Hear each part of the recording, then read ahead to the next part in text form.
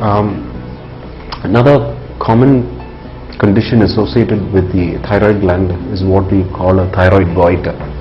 As I told you earlier, goiter is nothing but either a visible or a palpable. Palpable means where the doctor can actually feel it with his or her hands while examining the patient or the person.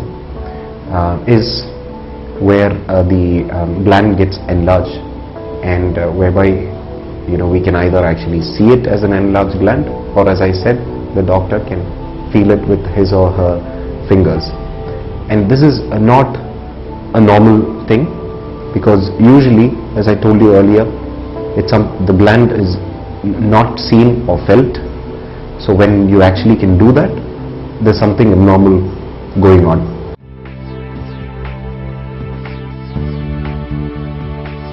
It is more commonly seen in women. It's much more commonly seen in women. But the thing is that not all glands or not all goiters are because that the thyroid gland is not functioning properly. In a good percentage of people, women especially, they can have a goiter, but their thyroid hormone levels are absolutely normal. They don't require any form of treatment.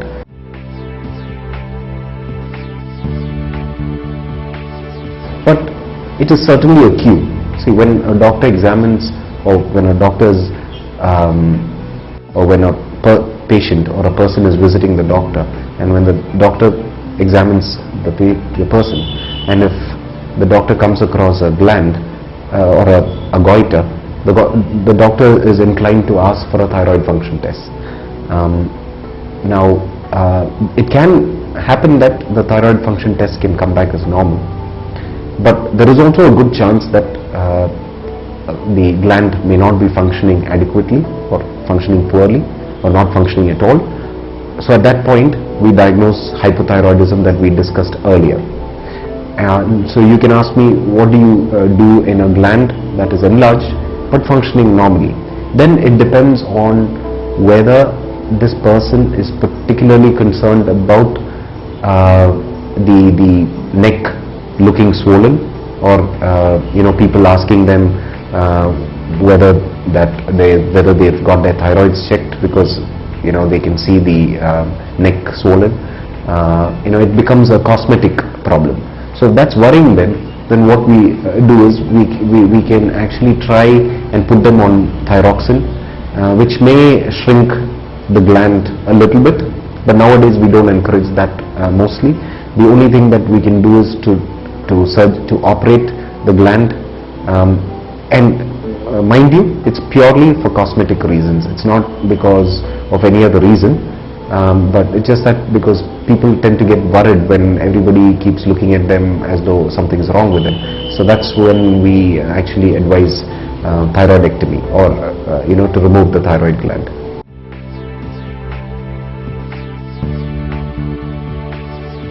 We are interested to know whether this goiter has a propensity to develop into malignancy. So then what we usually do is we do what we call an ultrasound of the neck to see if this particular goiter is nodular, or whether there are bumps in that thyroid gland. If there are small bumps or balls in the gland, then what we do is we do what is called a fine needle aspiration cytology. It is nothing but just passing a thin needle into the thyroid gland and then looking at the tissue under a microscope. The pathologists do it, and then based on this we can, in some degree of certainty, say whether there is a chance of this particular gland becoming cancerous or not. And if there is a likelihood, if we see some telltale signs of malignancy, then we advise the person to get the thyroids out, or to get a thyroidectomy done. So that is what we do with a goiter that can look a little bit suspicious on the fine needle aspiration cytology. But the fine needle aspiration cytology, if you ask me, is such a simple yet such an effective tool, because earlier we had no way of knowing other than to do a complete thyroidectomy, which is like such a large procedure, to know whether this particular gland, whether this particular person can have thyroid malignancy or not. Whereas now we can almost with certainty, just by doing a simple fine needle aspiration cytology, we can say one from the other. So that is with regards to the goiter.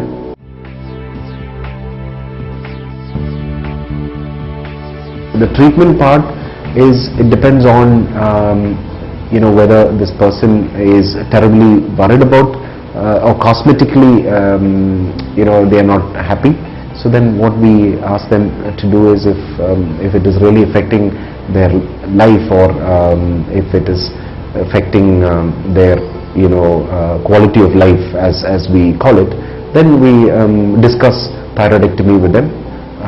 But not before trying what I told you earlier, a little bit of thyroxine hormone, to see if the gland can shrink just by doing that alone. In a small percentage we may achieve that, but a great majority may have to get their thyroids removed when it becomes too large for their comfort.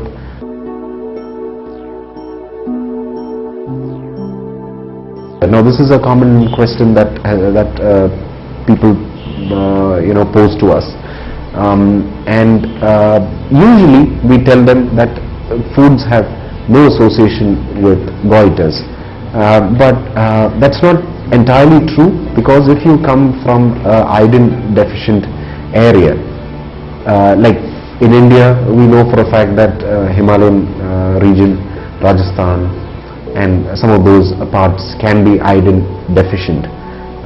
So in those parts, if you eat cauliflower or broccoli or vegetables that belong to that class of or that group of vegetables, then you can actually try and invite or incite a goiter. So that's why we say these group of vegetables should be avoided only in those areas. But for those of us living in iodine sufficient areas, for example south of India, even better or more parts of North India even, is we know with certainty that there is enough iodine. So if that is the case, then there is nothing lost, or these patients can be easily advised to have all these foods or have no restrictions to the foods that they can eat.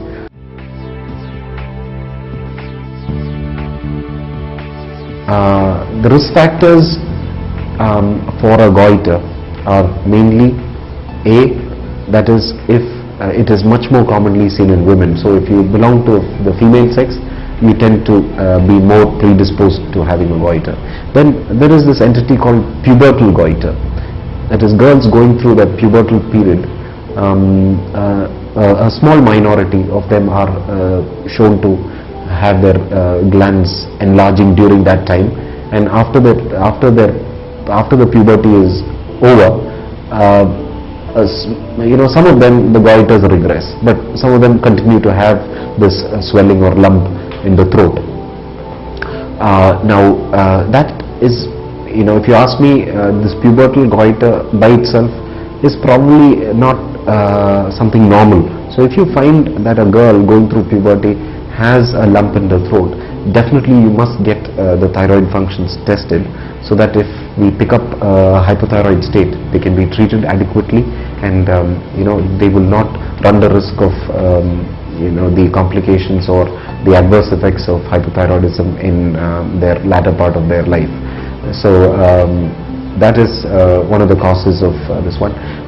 It is said that viral infections like measles, mumps, and a whole lot of other viruses can predispose to hypothyroidism, but it's not something that is of any use in knowing from the public perception point of view. The reason being, nobody can stop these viral infections, and viral infections are all around us.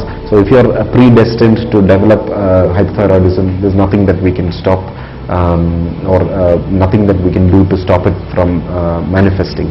Now, the most important cause of hypothyroidism is what we call as a genetic predisposition, because if you are born with those genes which predispose you to developing hypothyroidism, then there's nothing that any one of us can do to stop it from manifesting.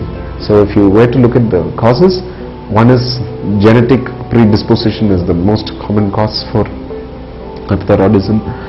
Then that extends, or in the same scene, female sex. Why? Females are more prone to hypothyroidism, mainly because they are more genetically prone to develop hypothyroidism. So it's basically the same.